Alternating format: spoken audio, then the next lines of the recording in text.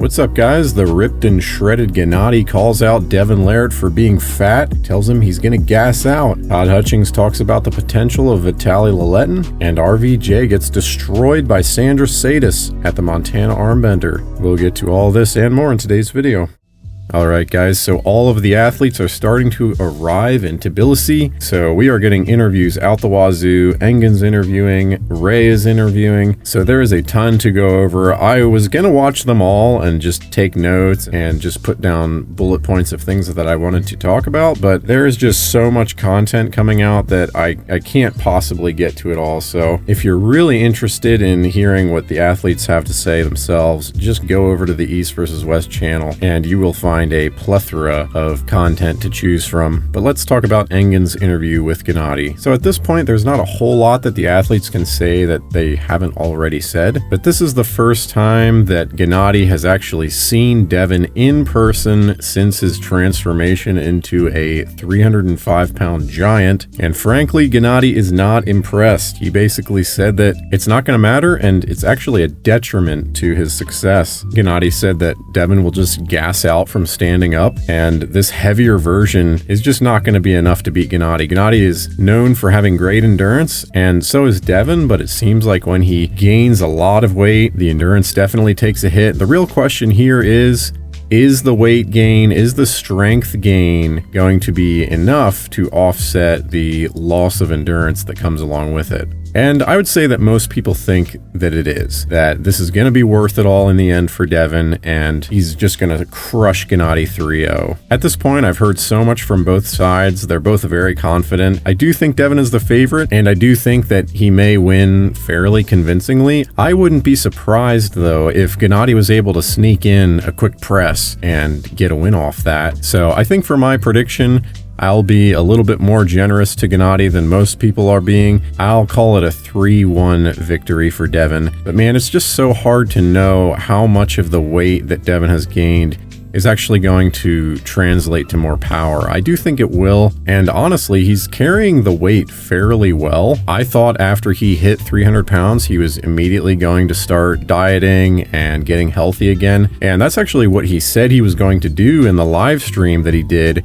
after he hit 300 pounds, but that does not seem to be the case. He has continued to eat a massive amount of food, and he has continued bulking, and he is up to 305 pounds. So I have been proven wrong over and over again. I predicted that he wouldn't even hit 300 pounds, and then after he hit 300 pounds, I predicted that he would immediately lose that weight like he said he was going to, but he has not done that. And I think we're all curious to see, what is this bigger version of Devon going to accomplish? Do we see a third match with Levan? And this kind of gets into another interview that Coach Ray did with Devon, and he asked him about a bunch of different things, but the most intriguing thing is always, are you going to pull Levan again? And I think a lot of people want to see this. I actually don't really want to see this right now. He has been beaten by Levan twice already. Both of them, he just got destroyed, although I felt like he maybe improved a little bit in the second one, but he really needs a drastic improvement to be able to face Levan again, especially when there's so many guys waiting in the wings to face Levan. But anyways, Ray asked him if he wants to pull Levan again, and I actually agree with Devon. Devon basically said that at the moment, he really wants to focus on facing all the other heavyweights, because he doesn't want to face Levan again unless he truly believes he has a chance of winning. And I know after the first Levan match, he said the exact same thing, but after facing him twice and really coming to grips with how strong Levan is, I think Devon is in a good spot where he knows his strength, he knows Levan's strength, and he really wants to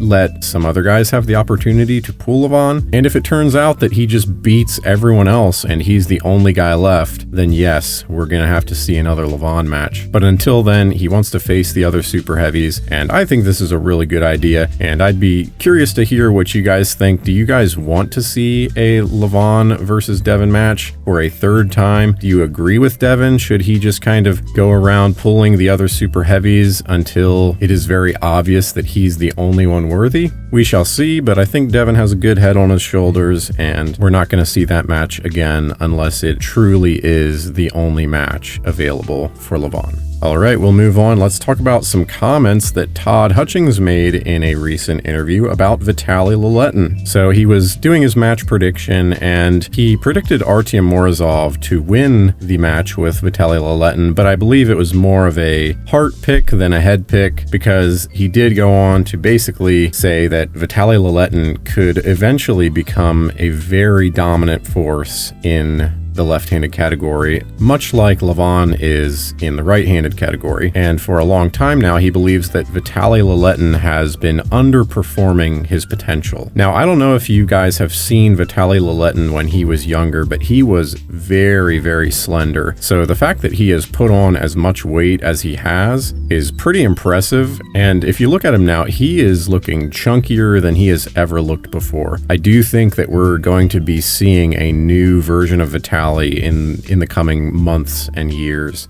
And I totally agree with Todd Hutchings. I think Vitaly will dominate the left-handed division, and I even think that he could really rise through the ranks in the right arm. Currently, I want to say he's ranked number 8. I could be wrong. Correct me if I'm wrong about that, but he's not ranked very highly in the top 10 heavyweights on the right arm. But I really think he has the potential to be much better. And Todd was saying he believes Vitaly could probably be top 3, top 2 on the right arm. I think he's right about that. But he does have some serious competition there. As long as Devon and Hermes are at the top, that's going to be tough. But it does kind of I shouldn't say blow my mind, but it is confusing to me how he loses these matches that I feel like he's the favorite to win.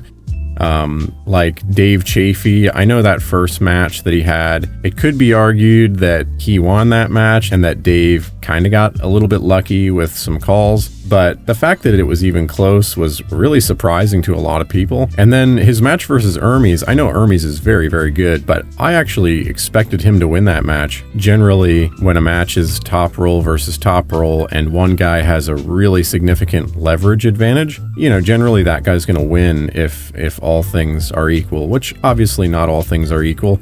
Hermes has an incredibly strong brachialis. His back pressure is insane. He might actually have the world record for strict back pressure. I'm not completely sure about that, but I think he's probably pretty close. I want to say at one point he did like 91 kilos, and there's obviously no shame in losing to Hermes. Vitaly is kind of similar to Alex Kurdecha in that aspect as well.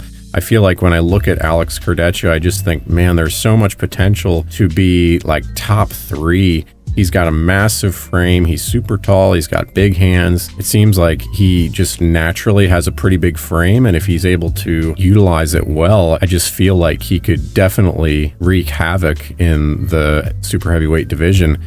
And so when he loses to Jerry Cadaret, which is not a bad loss to be fair, but he also lost to Dave Chafee, it just kind of blows my mind. But man, I am so excited for East versus West 16. I feel like it's just been forever since East versus West 15, and this event just feels like the biggest event ever. I am super stoked for it. All right, let's move on. So about a week ago at the Montana Armbender, Rob Vigent Jr. faced off against Sandris Sedis, and this was just a masterclass by Sandris Sedis. He is on a different level, and I don't think Rob is really taking arm wrestling very seriously anymore. I remember when Rob faced Nugo and lost to him, his post-match interview was kind of weird. He kind of just said like, I wanted to prove that I could be here and do it. And he didn't really talk about his aspirations to get better at arm wrestling. He just kind of said, I wanted to be here. I wanted to prove that I could do it. And I don't know. If you heard that interview, I'd be interested to know what your thoughts on it are, because it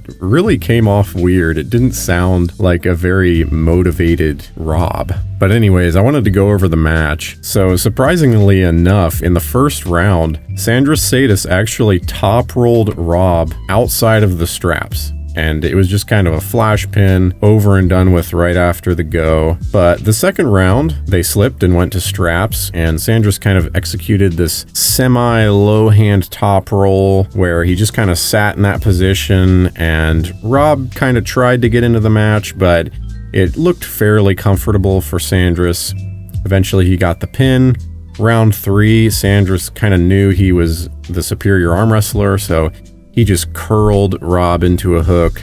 Very easy win. Round 4, he curled Rob into a hook again, and he kind of just sat there and let Rob work a little bit, work his angles, and then he got the win very easily, 4-0 for Sandris Sedis. And once again, Rob's post-match interview, it just didn't sound right. It sounded like a guy who just takes super matches when he gets the chance. He just pulls for the sake of pulling, maybe to make a little bit of money. He really doesn't sound like he's very motivated anymore, and it is a shame. He's got amazing genetics for arm wrestling, and he has claimed to be natural before, so maybe he just doesn't want to take the drugs to really get to that next level. But as far as I know, Sandris Sedis also is natural. Whether you believe that or not is up to you. But anyways, it would be cool to see Rob really commit and get back into it at a high level. But it's a good win for Sandris, and I'm excited to see what is next for him. Oh, I just remembered something that I forgot to mention when I was talking about the potential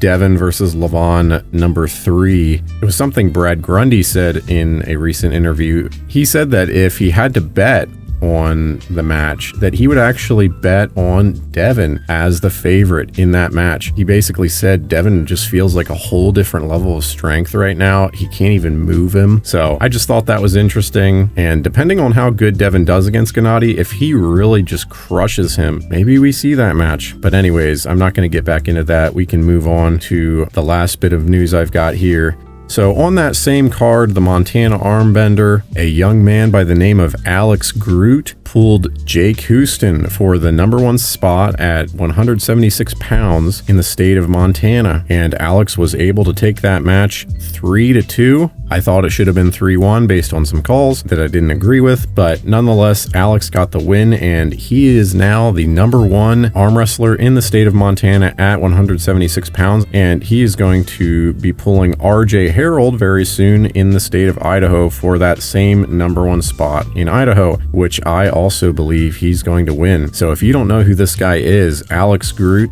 he is my buddy. I train with him in Idaho, and he's a really incredible athlete. Young guy, really good genetics. He's got a massive hand and wrist for his weight. So if you're looking for an up-and-comer to go follow, he's got a YouTube channel. I will link it in the description. Go give him a follow. He doesn't post very often, so he's not going to spam your feed with videos, but I just wanted to give a shout out to my buddy who's really making it happen up here in the Northwest. He's making his mark, and if you do go over there and subscribe, definitely tell him that I sent you. All right, guys, that's all I have for today. I hope you are as excited as I am for this event on Saturday. Oh, it's just going to be so good, dude. I've waited, I feel like an eternity for this card, and it is going to be a banger. So anyways, thank you so much for watching. Have a good night, guys. Bye.